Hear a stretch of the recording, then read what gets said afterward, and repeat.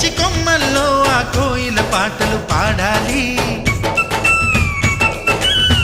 చుట్టాలు పక్కాలొచ్చి కమ్మని విందులు చెయ్యాలి. చూసేటి ఊరు వాడ మనసారా దీవించాలి. నలుగురు కలిసి చేతులు కలిపి